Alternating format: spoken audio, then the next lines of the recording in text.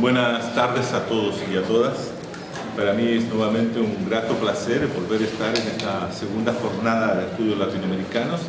Creo que el año pasado también, o el año antepasado, no me acuerdo cuál ya es, en qué año fue, estuvimos también en esta misma sala trabajando sobre distintas cuestiones de América Latina. Hoy día se nos ha pedido, se nos ha solicitado hacer un análisis de lo que sería el pensamiento crítico latinoamericano. Claro, hablar sobre el pensamiento crítico latinoamericano en 15 minutos resulta bastante... ya es un desafío ponerlo en 15 minutos, ¿no? Emilio me decía que te voy a controlar los 15 minutos precisos. Hace muchos años que nos conocemos. Entonces yo le decía, no es posible tratar de hacerlo. Pero bueno, voy a hacer el esfuerzo. Yo había preparado una ponencia de unas 54 páginas, pero no la voy a exponer porque no le va a gustar a Emilio, me va a censurar, etc. Pero el tema del pensamiento crítico latinoamericano, especialmente en la era del neoliberalismo, si nosotros lo colocamos desde ese punto de vista, entraríamos preguntando qué es lo que estamos entendiendo por el pensamiento crítico latinoamericano. Y yo, en primer lugar, quisiera decirles qué pienso acerca de lo que es el pensamiento crítico latinoamericano y caribeño.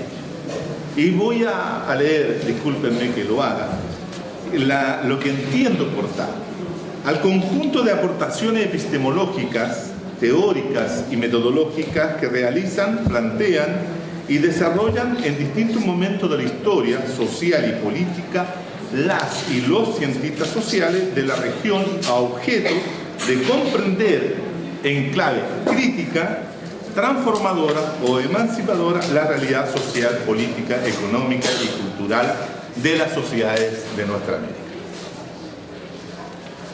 Conceptualizar así el pensamiento crítico supone inmediatamente tener una precisión también cronológica.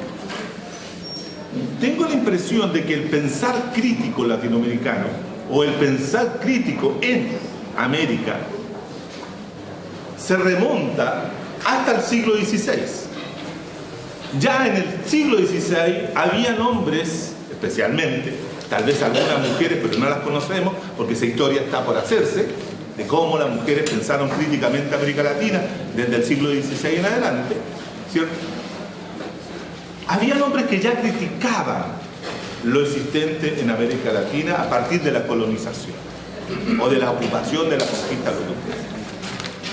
Sin embargo, el hecho que fuera crítico no significaba que estaba en perspectiva emancipadora. Yo puedo ser crítico sobre las cosas, pero no necesariamente me planteo la emancipación ni la liberalización de lo que fuera. Creo que eso también es importante. La denominación pensamiento crítico surge, curiosamente, en América Latina durante la década de los 80 y 90. Surge el concepto para referirse a este tipo de pensamiento, se le denomina pensamiento crítico. Y ese pensamiento crítico, fíjense ustedes cómo se plantea críticamente frente al pensamiento marxista de raíz soviética, por un lado, y al pensamiento único neoliberal, por otro lado. Es decir, en la década de los 90 surge un pensamiento crítico que se plantea una crítica fuerte, poderosa, al pensamiento marxista. Y dentro del pensamiento marxista, obviamente, al pensamiento soviético, marxista-soviético. Pero que dentro de América Latina también llevó a una completa crítica al marxismo, en todas sus vertientes. Y, obviamente, un grupo de personas, sujetos, hombres y mujeres, se planteaban críticamente frente al neoliberalismo. Esto es interesante, porque ese pensamiento crítico que surge en la década de los 80-90 del siglo pasado es un pensamiento que no necesariamente, insisto, se plantea la emancipación. Y eso va a darle un giro a un pensamiento más emancipador que había surgido en América Latina durante el siglo XX, que era el pensamiento revolucionario. El pensamiento que hunde sus raíces, si ustedes quieren, en las posturas anarquistas de fines del siglo XIX y comienzo del siglo XX. Del pensamiento socialista que surge también a fines del siglo XIX y que tiene su materialización en pensamientos como el de Mariátegui, o en pensamientos tan escondidos y tan desconocidos para el resto de América como el pensamiento de Fausto Reinaga en Bolivia, por ejemplo, y así otros tantos. Porque cabe señalar, estimados y estimadas, que nosotros somos especialistas en conocer el pensamiento crítico europeo, pero el pensamiento crítico latinoamericano apenas lo conocemos. Hacemos sendos seminarios sobre el pensamiento de tal o cual, y no voy a nombrar ninguno, de aquellos que siempre se hacen seminarios, pero sobre pensamiento latinoamericano, sobre pensadores latinoamericanos, es muy escaso. Yo hace una semana, 2 semanas atrás, estuve en un seminario que se hizo en Bolivia sobre el pensamiento de Fausto Reinaga. Y fue maravilloso poder entender y comprender cómo se piensa, ¿cierto?, lo indio desde un pensador boliviano como Fausto Reinaga. Y creo que sus libros circulan tal vez dentro de Bolivia y fuera de Bolivia casi nada. Y nadie en ninguna universidad del mundo, perdón, en Norteamérica, ha habido un seminario sobre el pensamiento de Reinaga. Son esas paradojas que tiene la historia latinoamericana, que depende tanto del pensamiento europeo, ¿no? De manera entonces que el pensamiento latinoamericano, este pensamiento crítico que surge en la década de los 80-90, tiene esta particularidad. Tiene esta particularidad que se vuelve un pensamiento inclusive postmoderno, que recoge mucha influencia de la postmodernidad, que se vuelve pro-francés, ¿no?, pro-anglosajón, mucho autor norteamericano, etcétera, etcétera, ¿no? Pero sin perspectiva emancipadora. Piensen ustedes que en la época en que, estamos hablando de los 80-90, en que la idea de la revolución misma es descartada del pensamiento latinoamericano. La revolución es pensada, ¿cierto?, como una cosa que hizo época, que ya pasó el momento de hacer revoluciones en América Latina. Y los revolucionarios eran sujetos que se habían quedado pegados en la historia, ¿no? Porque una de las cosas que tiene muy claro el pensamiento postmoderno es que niega la historia, pero la niega en dos perspectivas.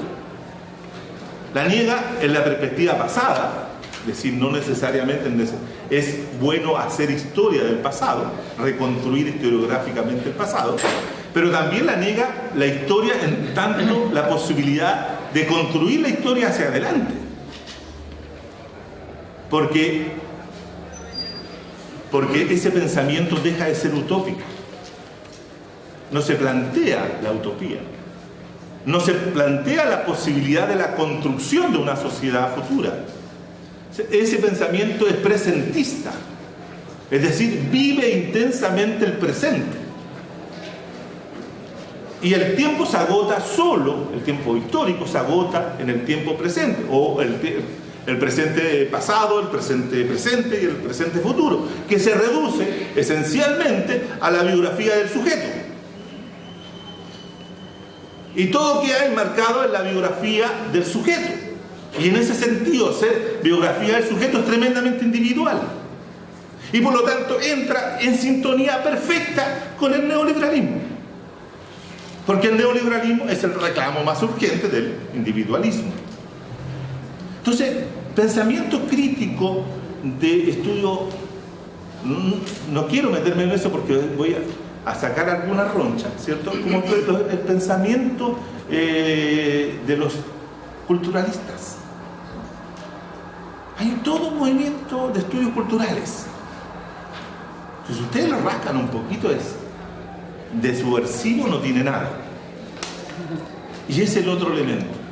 El pensamiento crítico latinoamericano siempre ha sido un pensamiento subversivo. Esa es su condición de posibilidad, como diría un postmoderno, su condición de posibilidad para hacer la transformación, el cambio o la emancipación. Entonces, uno podría preguntarse, ¿hay pensamiento crítico emancipador en América Latina?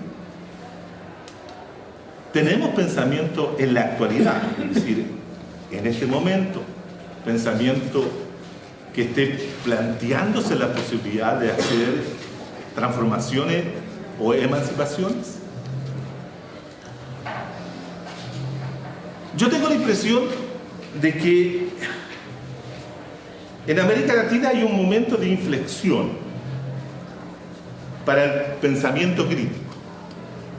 Y ese momento de inflexión para el pensamiento crítico es el momento en que aparece en un lugar escondido, que ahora todos conocemos, pero en ese tiempo no lo conocíamos, que es la selva de la Cantona, en Chiapas, en México.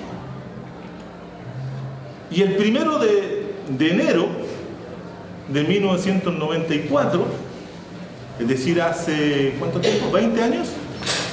Hace 20 años atrás, emergió el movimiento de liberación nacional zapatista. Y con ello toda una reflexión política y toda una reflexión teórica, que es el pensamiento que los comandantes del ejército zapatista hacían que Marcos, el subcomandante, lo transmitiera a través de distintas declaraciones de la selva de la Cantona. Y ese pensamiento puso en tensión lo que había sido hasta ese momento el pensamiento crítico latinoamericano. Y ya me quedan 5 minutos. ¿Está bueno tu reloj? ¿Sí? Perfecto.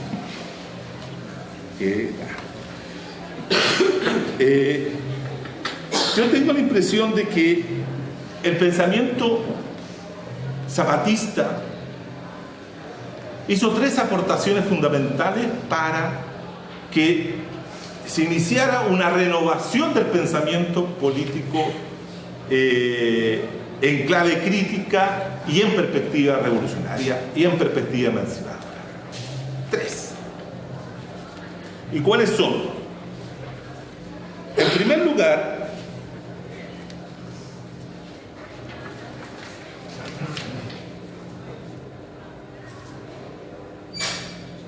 planteó una nueva forma de discutir el poder, una nueva idea con respecto a cómo se produce, se conquista, se elabora el poder dentro de una sociedad. Hasta ese momento el pensamiento crítico de izquierdas, para decirlo de alguna forma, siempre consideró que el poder había que conquistarlo, tomarlo, arrebatárselo a la burguesía, a las clases dominantes, quien fuera. Es decir, el poder como proceso de conquista a través de la lucha armada o lo que fuera, ¿cierto? Y semejante a lo que había sido la experiencia de las revoluciones burguesas, como también la revolución rusa de 1917 y otras. Pero Marcos dice, mire, o los comandantes dicen, mire, no hay que pelear el poder directamente, sino lo que hay que construir poder desde afuera, desde abajo, en forma horizontal, es decir, construir donde todos y todas son parte de la construcción de ese poder. Y eso genera una tensión con lo que había sido, ¿cierto?, las formas tradicionales de hacer política. Fíjense ustedes que ya la izquierda latinoamericana estaba tensionada por lo que había dicho Foucault. ¿Te acuerdas cuando ya Foucault le había dicho que el poder no estaba localizado en el Estado, sino que estaba localizado, era como Dios, estaba en todas partes y en todo lugar? Entonces, pelear el poder había que hacerlo en cada lugar, en cada micro lugar había que discutir el poder.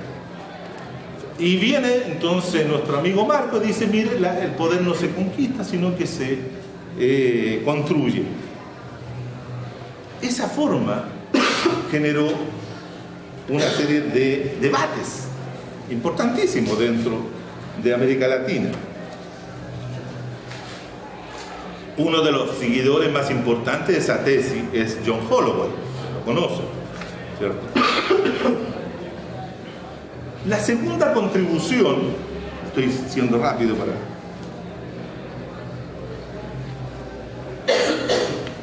tiene que ver con algo que tal vez menos profundizado,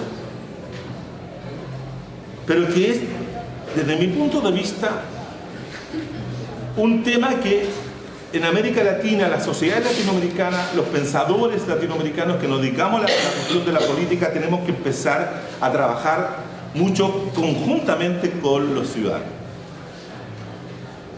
Marcos, o a través de los planteos que hace el subcomandante, hay una idea fuerza, una idea que se traduce en dos palabras, que es mandar obedeciendo. Pero cuando ustedes se piensan qué es lo que es mandar obedeciendo, es en términos de la lectura, digamos, occidental de aquello, sería cómo cambiamos la forma de representación política, cómo alteramos la forma como en América Latina se han constituido los regímenes políticos y la idea de la representación que está dentro de los sistemas políticos latinoamericanos. Desde el siglo XIX en adelante, la idea es que los ciudadanos elegimos representantes. Y esos representantes nosotros les delegamos la capacidad de decidir sobre cosas. Eso es una forma de representación. Pero la idea que está en el fondo de esta idea de mandar a obedecer es cambiar la forma de representación. Y esa forma de representación dice, mire, usted ya no va a ser nuestro delegado y que se va a olvidar de nosotros, sino que usted va a tener que hacer lo que nosotros le digamos. Eso es muy interesante, que no se ha practicado de manera fuerte en la forma de representación nacional o en el régimen político. Lo que han recogido esa forma de representación son acciones colectivas, movimientos sociales populares que hoy día, ¿cierto?, están llevando a cabo lo que son las vocerías. Cuando los chicos en Chile, por ejemplo, hablan de voceros, es porque tienen una decisión de que ellos son mandatarios de un grupo, de una asamblea, etc. Esa representación es una representación distinta. Ahora, ¿cómo hacemos que esa representación que se da al nivel, ¿cierto?, de lo local, al nivel de lo comunal, al nivel de lo regional, se vuelva nacional? Es un tema que tenemos que seguir discutiendo. Porque ahí vamos a cambiar el carácter de la representación política que en América Latina tiene, de delegación que tiene cerca de 200 años. Entonces hay que modificar aquí. Pero eso, para hacerlo, hay que modificar todo el régimen político. Por eso, esta idea de mandar obedeciendo es una idea subversiva. Tremendamente subversiva. Que quiero terminar, porque ya se me ha entregado un papel que dice tiempo cumplido, pero como soy rebelde, insurgente y desordenado, voy a continuar 2 minutos más. Mira que cumple el papel del Estado burgués. Por supuesto. Y del monopolio de la violencia. Y yo me revelo La correlación de fuerzas no te es muy favorable. Pero la Asamblea dirá. Bueno, dale. Pero la tercera aportación del pensamiento crítico de los zapatistas. La tercera aportación, que también pone en tensión al pensamiento de las izquierdas, es justamente el cambio de la idea del sujeto de la historia. Y aquí hay una cosa tremendamente significativa. La izquierda latinoamericana siempre pensó por sus raíces esencialmente marxistas, que había un sujeto que era el portador del hacer de la historia y el que tenía que hacer la liberación, la emancipación, y que tenía que cortar todas las cadenas, porque si él cortaba su cadena, era la cadena también de toda la humanidad, ¿cierto? Y ese sujeto de la historia era la clase trabajadora. Y muchas veces la historia no es como lo dice la teoría. Uno puede imaginar la teoría como quiera, escribir sendos libros teóricos, pero la historia siempre es mucho más chúcara, como decimos en Chile, ¿cierto? Para someterse a los dictados o a las normas o los planteos, los principios de la teoría. Y por lo tanto, en ese sentido, se había establecido de que los trabajadores, la clase obrera, tenía que hacer la revolución. Y sabemos, los que hemos estudiado algo, las revoluciones, sabemos que las revoluciones no las ha hecho siempre la clase obrera como sujeto principal, ¿no? En ese sentido, ¿cierto?, lo que plantean los zapatistas es que es, voy a decirlo en palabras de García Linera, es la plebe. Tampoco quiero usar los conceptos de Negri para que no se me confunda. No estoy hablando de la multitud de Negri, no, de ninguna manera. Sino estoy hablando de los sujetos sociales que están ubicados en situaciones de su alteridad o son subalternos, son los explotados, son los condenados de la tierra, son los condenados por el neoliberalismo, los cuales, cierto, son capaces de hacer un proceso de cambio donde ellos son todos y todas los sujetos de la historia para construirla.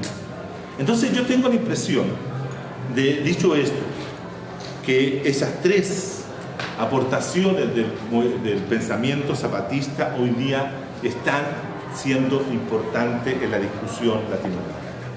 Creo que hay muchas cosas que podríamos decir y lo dejo para la pregunta porque ya me están haciendo señas que me van a degollar, así que terminamos aquí. Gracias a todos.